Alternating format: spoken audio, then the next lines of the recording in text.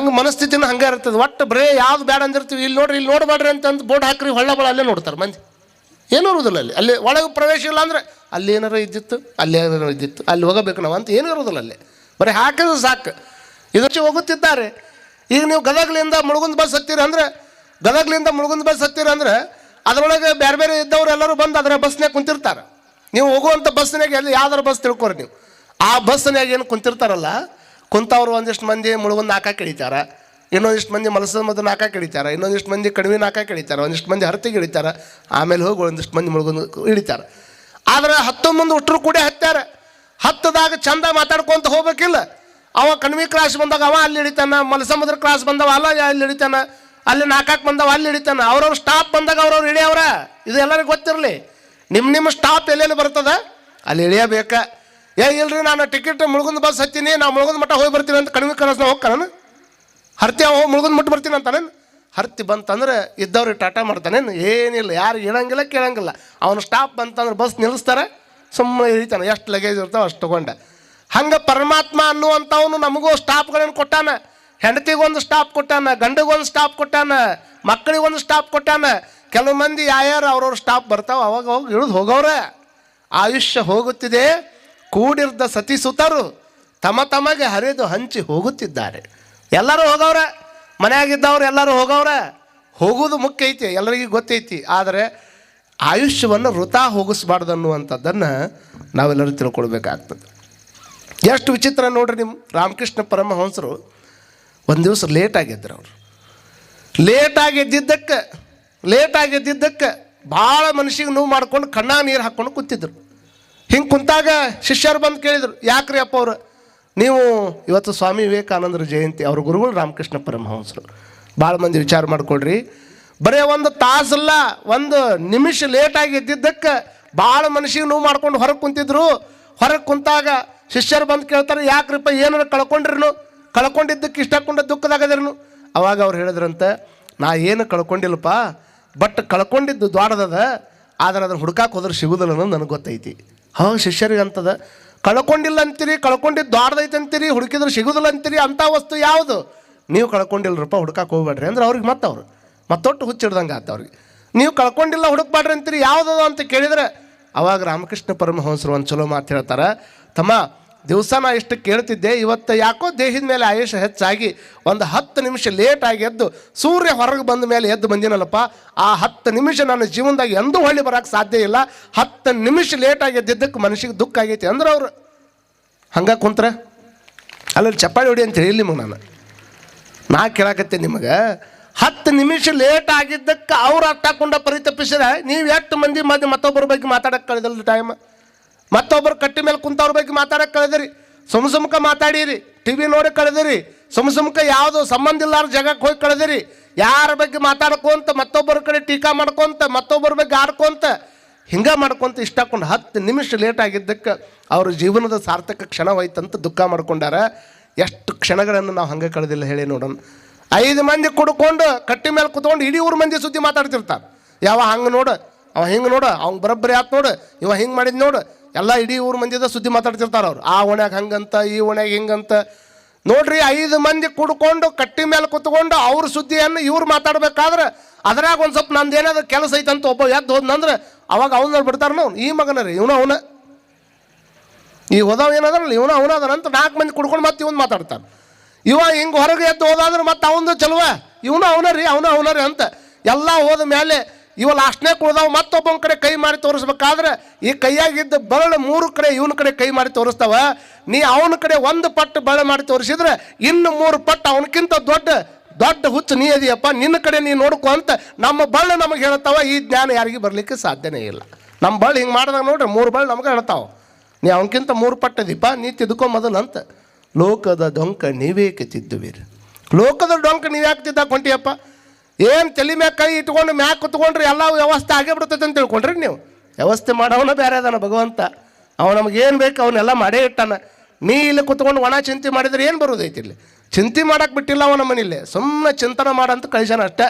ಕೊಟ್ಟಿದ್ದನ್ನು ಚಿಂತನೆ ಮಾಡು, ಕೆಡಿಸಲಾರ್ದಂಗೆ ಇಡು, ಕೆಡಿಸಲಾರ್ದಂಗೆ ಇಟ್ಟು ಮತ್ತೊಬ್ಬರಿಗೆ ಅನುಕೂಲ ಆದಂಗೆ ಇಟ್ಟು ಈ ಜಗತ್ತಿನ ಭಾಳ ಚಂದ ಇಟ್ಟು ಬಾ ಅಂತ ಹೇಳ್ಯಾರ. ರವೀಂದ್ರನಾಥ ಟ್ಯಾಗೋರ್ ಅವರು ಹೇಳ್ತಾರೆ, ಜಗತ್ತಿನ ಜಾತ್ರೆಯ ಉತ್ಸವಕ್ಕೆ ನನ್ನನ್ನು ಆಮಂತ್ರಣ ಯಾರು ಮಾಡ್ಯಾರಂದ್ರೆ ಹರ್ತಿ ಗ್ರಾಮದವರು ನನ್ನ ಆಮಂತ್ರಣ ಮಾಡ್ಯಾರ ಅಂತ ತಿಳ್ಕೊಂಡು ನಾನು ಪ್ರವಚನ ಹೇಳಕ್ಕೆ ಬಂದೀನಿ, ನೀವು ಕೇಳಕ್ಕೆ ಬಂದೀರಿ. ಬೇರೆ ಊರಿಗೆ ಹೋಗಿ ನಾವು ಆಮಂತ್ರಣ ಮಾಡೀವಿ, ಅವ್ರು ಕೇಳಕ್ಕೆ ಬಂದಾರ. ಹಂಗೆ ಈ ಜಗತ್ತಿನ ಜಾತ್ರೆಗೆ ನಿಮ್ಮನ್ನು ಆಮಂತ್ರಣ ಮಾಡಿದವ್ರು ಯಾರು? ಯಾರು ಅಪ್ಲಿಕೇಶನ್ ಹಾಕ್ಕೊಂಡಿದ್ದೀವಪ್ಪ? ಯಾರು ಅಪ್ಲಿಕೇಶನ್ ಹಾಕ್ಕೊಂಡಿಲ್ಲ ನಾವು ಹುಟ್ಟಬೇಕಾಗೈತೆ ಭೂಮಿಗೆ ಅಂತ ತಿಳ್ಕೊಂಡು ಯಾರು ಅಪ್ಲಿಕೇಶನ್ ಹಾಕ್ಕೊಂಡಿಲ್ಲ. ಈ ಜಗತ್ತಿನ ಜಾತ್ರೆಗೆ ಯಾರು ನಮಗೆ ಆಮಂತ್ರಣ ಮಾಡ್ಯಾರ ಅಂದರೆ ಭಗವಂತ ಆಮಂತ್ರಣ ಮಾಡ್ಯಾರ. ಭಗವಂತ ಆಮಂತ್ರಣ ಮಾಡಿ ನಿಮ್ಮನ್ನು ಕರೆಸ್ಯಾನ. ನನಗೆ ಹೇಳುವಂಥದ್ದು ಹೆಂಗೆ ಜಾತ್ರೆ ಒಳಗೆ ಅನೇಕ ವಾದ್ಯ ಇವ್ರು ಹಾಡೋರು ಇವ್ರಿಗೆ ಹಾಡುವಂಥ ವಾದ್ಯ ಕೊಟ್ಟಾನ, ಇವ್ರು ಬಾರಿಸೋರು ಇವ್ರು ಬಾರಿಸುವಂಥ ವಾದ್ಯ ಕೊಟ್ಟಾನ, ನನಗೆ ಹೇಳುವಂಥ ವಾದ್ಯ ಕೊಟ್ಟಾನ.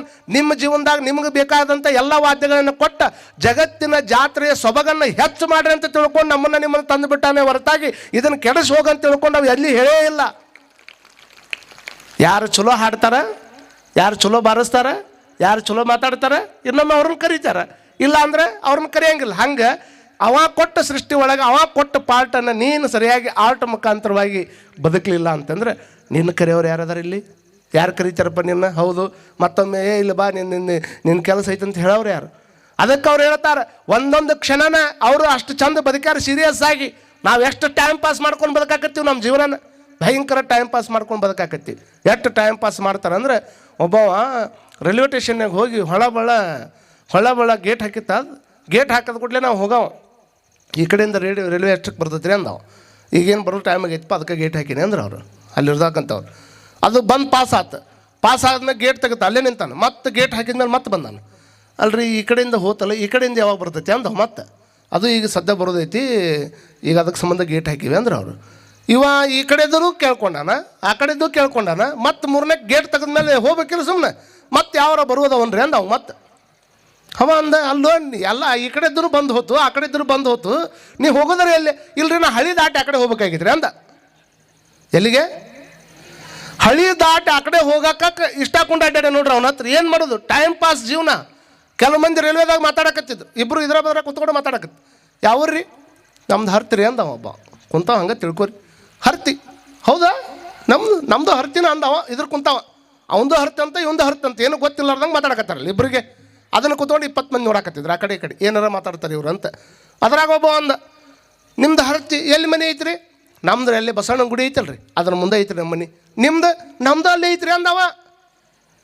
ಅಲ್ರಿ ಮತ್ತು ಬಸವನ ದೇವ್ರ ಗುಡಿ ಮುಂದೆ ಮನೆ ಐತೆ ಅಂದ್ರೆ ಮತ್ತೆ ನಿಮ್ಮ ಮನೆಗೆ ಯಾವ ದಿಕ್ಕಿಗೆ ಐತ್ರಿ? ನಮ್ದು ಪೂರ್ವ ದಿಕ್ಕಿಗೆ ಮಕ್ಕ ಮಾಡೈತಿ ನೋಡ್ರಿ ನಮ್ಮ ಮನೆ. ನಿಮ್ದು ರೀ? ನಮ್ಮದು ಪೂರ್ವ ದಿಕ್ಕಿಗೆ ಮಕ್ಕ ಮಾಡೈತಿ ಅಂದವ. ಮತ್ತು ನಿಮ್ಮ ಮನೆಗೆ ಹೆಸರು ಏನು ಇಟ್ಟಿವಿ? ನಮ್ಮ ಮನೆಗೆ ಬಸವೇಶ್ವರ ಕೃಪಾ ಅಂತ ಇಟ್ಟಿವಿ. ನಿಮ್ಮ ಮನೆಗೆ ನಮ್ಮದು ಬಸವೇಶ್ವರ ಕೃಪಾನ ಇಟ್ಟಿವಿ ಅಂದ್ರೆ ಅವ ಮಗ್ಗಲ್ಲ ಕುಂತವಂಗೆ ಹಿಂಗೆ ತಲೆ ಕಟ್ಟು. ಊರು ಒಂದ, ಮನೆ ಒಂದ, ದಿಕ್ಕು ಒಂದ, ಹೆಸರು ಒಂದ, ಆದರೂ ಒಬ್ಬರು ಪರಿಚಯ ಇಲ್ಲಾರ್ದಂಗೆ ಮಾತಾಡಕತ್ತಿರಲ್ಲ.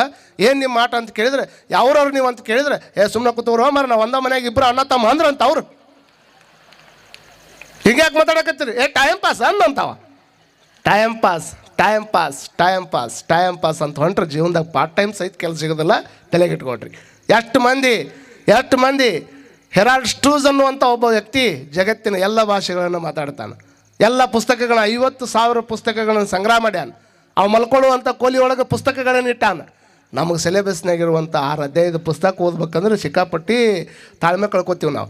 50,000 ಪುಸ್ತಕಗಳನ್ನು ಸಂಗ್ರಹ ಮಾಡಿಕೊಂಡು ಅವನು ಓದುವಂಥ ಡಾಕ್ಟರ್ ಹೆರಾಲ್ಡ್ ಸ್ಟ್ರೂಸ್ ಅನ್ನುವಂಥ ವ್ಯಕ್ತಿ ಪುಸ್ತಕಕ್ಕೆ ಹೇಳ್ತಾನಂತ. ಪುಸ್ತಕ ಕೈ ಮಾಡಿ ಕರಿತಾವ, ನಾನು ಓದ್ ಅಂತ ಅಂದಾಗ ಅವ ಹೇಳ್ತಾನೆ, ಇಲ್ಲ ಇನ್ನೂ ಜಗತ್ತಿನ ಒಂದಿಷ್ಟು ಭಾಷೆಗಳನ್ನು ಕಲಿದದ, ಅವನು ಕಲಿದ ಮೇಲೆ ನಿನ್ನ ಕೊಟ್ಟಾಗ ಒಂದು ದಿವಸ ನಿನಗೆ ಟೈಮ್ ಕೊಡ್ತೀನಿ ಅಂತ. ಪುಸ್ತಕಕ್ಕೆ ಟೈಮ್ ಕೊಡುವಷ್ಟು ಮೆಟ್ಟಿಗೆ ದೊಡ್ಡವಾಕ್ಕನಂತೆ ಅಂದರೆ ವಿಚಾರ ಮಾಡ್ಕೊಳ್ಬೇಕು ಅವ ಎಷ್ಟು ದೊಡ್ಡ ಸಾಧನೆ ಮಾಡ್ತಾನೆ ಅನ್ನುವಂಥದ್ದು. ಜಗತ್ತಿನಾಗಿಂತ ಅನೇಕ ಜನ ಸಾಧನೆ ಮಾಡೋರು ಅದಾರ್ರಿ. ಆದ್ರೆ ಅಂಥವ್ರು ನಾವು ಯಾರು ನೋಡೋಂಗೇ ಇಲ್ಲ. ನಾವು ಯಾರು ನೋಡ್ತೀವಿ ಅಂತಂದ್ರೆ ಜೀವನ ಮಾಡಬೇಕಂತ ಹೊಂಟಾಗ ನಮಗಿಂತ ಎತ್ತರ ಮಟ್ಟದ ಸಾಧನೆ ಮಾಡಿದವ್ರನ್ನ ನೋಡ್ಬೇಕು. ಅದು ಬಾಡೋದಕ್ಕಿಂತ ಮುಂಚೆಗೆ ಅದನ್ನು ಮುಡಿಯುವಂಥ ಪ್ರಯತ್ನವನ್ನು ಮಾಡಬೇಕಾಗ್ತದೆ. ನೋಡಿ, ಹಳಸದೇ ಇರತಕ್ಕಂಥ ಅನ್ನ ಜಗತ್ತಿನಾಗ ಇಲ್ಲವೇ ಇಲ್ಲ.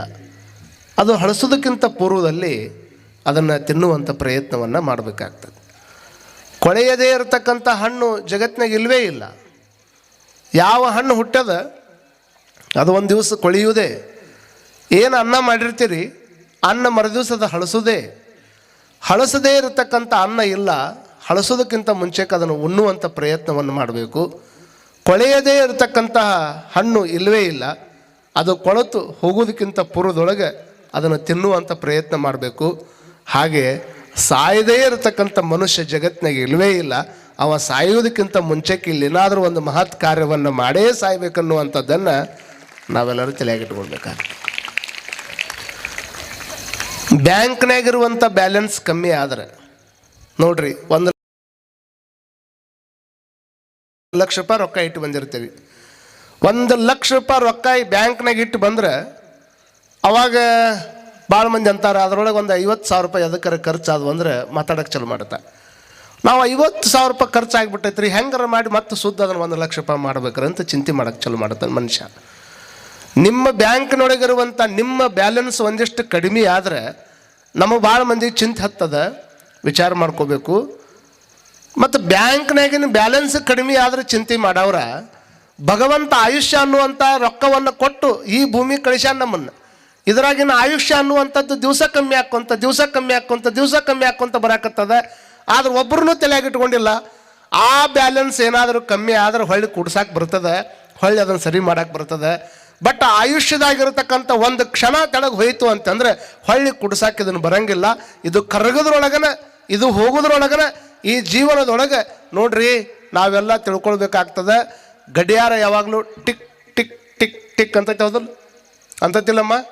ಗಡಿಯಾರ ಏನಂತಾವ? ಟಿಕ್ ಟಿಕ್ ಟಿಕ್ ಅನ್ನಕತ್ತಾವ ಅಂದ್ರೆ ಅದ್ರ ಉಲ್ಟಾ ಮಾಡಿ ಓದ್ಬೇಕು ನೀವು. ಅದು ಹೇಳಾಕತ್ತೈತಿ ಗಾಡಿ ಮೇಲೆ ಹಾಕಿರುವಂಥ ಗಡಿಯಾರ ಕಟ್ ಕಟ್ ಕಟ್ ಕಟ್ ಆಗಕತ್ತೈತೆ ಅಂತ ನಿಂದು.